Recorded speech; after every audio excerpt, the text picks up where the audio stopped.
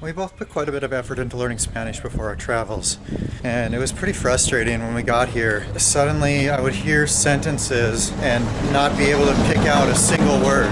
After being in Mazatlan a couple weeks, I realized it's because they're slurring all their words together. They're not finishing their words. You'll learn good morning as buenos dias, but then when you hear someone say it, it'll be like buen dia. They'll leave off the last syllable. If you're not really in tune with that and looking for that, it's difficult to understand. So you might remember in one of our very first videos, we were talking about how it's intimidating to talk in Spanish, and whenever the moments come where we need to, suddenly all the words escape our mind. Now we're having slip-ups, go to say something with the intention of saying it in English, and it comes out in Spanish. And of course, these are just words here and there, like at breakfast, he wished us a good day, and instead of saying you too or usted también, I ended up saying you también. So I'm not sure which I was really going for, but that's what came out, and it's just exciting. I know these are just little moments and basic words, but that's where it starts. And while we were at breakfast, we had just gotten to the restaurant. Our camarero, or waiter, came up to us and he asked if we wanted something to drink. He had brought us a menu in English. Then once we ordered our drinks in Spanish, he asked us in Spanish if we wanted a menu in Spanish. And we were like, yes, finally, they think we speak Spanish. So we're not saying a whole lot in Spanish, but what we are saying sounds good enough that we've somehow probably convinced them that we're more fluent than we are. Yes, we're getting good at fooling people. Cada vez estamos en un restaurante para el desayuno y cuando llegamos allí, el camarero nos pidió que quieres algo para tomar. Luego, we responded en español que sí, quiero un café para ella quisiera pedir un espresso para mí. Y nada para mí ahora. Luego, el camarero nos pregunta, ¿Quiere un menú en español?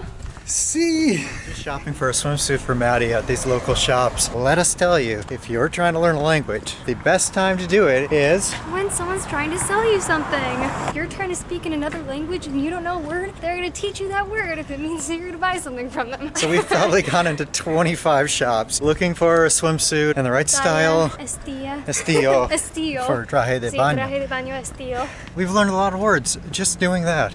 Just trying to shop for a swimsuit. I'm saying, it's so awkward each time, like these exchanges are just like so uncomfortable, and he's reminding me, well, this is the best way for us to learn. We just learned 4 new words, so it's not all wasted. And it's really helpful here that most of the vendors speak at least some English. They know the important words to sell their product. So here we are at the birthplace of Cruella Juiceville. Cruella Juiceville. Juiceville. With the loudest birds ever behind us.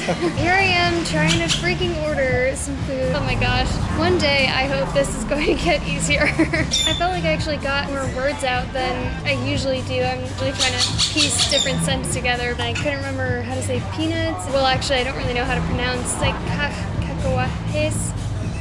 Yeah. Gracias. Gracias. The day's not over yet. I actually have a swimsuit on. It's her new swimsuit that she just got. My new swimsuit that I got via haggling and a different shop owner, because when I went in there last time, they were not having it with me. They were like, this white girl is gonna pay for the full price of this thing. But the second time I went back, there's a different guy there, and he actually ended up saying that I spoke Spanish really well, which is exciting. Anytime we hear that, it's just really encouraging to know that we don't sound like as big of idiots as I think I do all the time. Then you get people who think we speak Spanish well because we can pronounce the words properly and start talking a million miles an hour, and then we have no idea what to say. So I get flustered a lot when that happens, because sometimes I'm just like, I just need a little bit more time to process, and that's a little bit too much time for normal conversation to happen. So we'll sit here at the table thinking like, how would I say a certain sentence? What is the verb conjugation like? And then we'll say it to the other person. The other person will like, I know all those words, I can't quite make out what you're trying to say. And it's like, well, I just spent 2 minutes in my head trying to figure out how to say this one sentence. So when you're expecting someone to talk in Spanish, do you ever feel like an idiot when they say something in English and then you don't catch it because you were expecting Spanish? Oh my gosh, yes. Then they're like, oh, okay, so you don't speak English. Then they start speaking Spanish, and then you're really in a pickle. This has happened multiple times, by the way, because they just have such a thick Spanish accent. Mexican accent? Spanish accent? Mexican. They have such a thick accent that it sounds like it's in Spanish anyway, and then I'm just like, I can't come up with Spanish or English. There's this guy when we were at the market, he starts talking in Spanish. It just takes like a minute for us to figure it out sometimes, but in that time, they decided to start talking in another language, so this guy starts rattling off English, and then we didn't respond right away to that either, because we're just trying to catch up. He probably and thought so we he's were like, morons. he's like, yeah, he probably did. He's like, from Canada? And then he starts naming off places. France? Like, he's trying to ask where are you guys actually from so I can speak your language. Nope, we're just from planet stupid. It's fine. As we're walking to get some coffee, I am rehearsing for perhaps the 107th time how to say coffee to go. Coffee to take here, para llevar.